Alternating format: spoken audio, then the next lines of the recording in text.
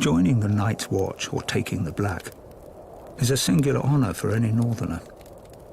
For it was in the north, some 8,000 years ago, that the first men drove back the White Walkers, erected the wall, and established the sworn brotherhood that would guard the realm and its people from the dangers beyond. Regrettably, the Night's Watch no longer commands the widespread respect and admiration it once did. While House Stark and other houses in the northern regions continue to recognize its vital importance to the safety and stability of the realm, this view is not shared by the powerful houses of the southern kingdoms or their subjects. Most regard the Watch as a misguided, obsolete order made up of useless outcasts. Admittedly, the current Night's Watch is a shadow of its former glory. Their numbers have dwindled to less than 1,000.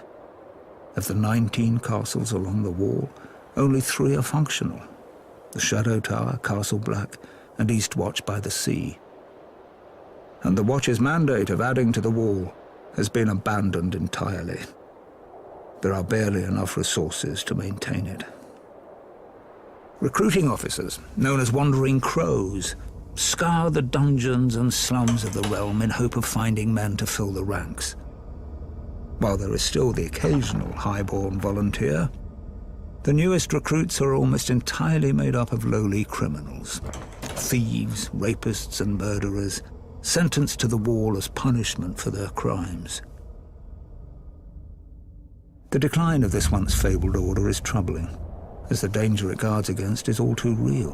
While the White Walkers haven't been seen or heard from in ages, and may very well be the stuff of myth, barbarian tribes that dwell beyond the wall, known as wildlings, have been a menace to the north and its people for generations.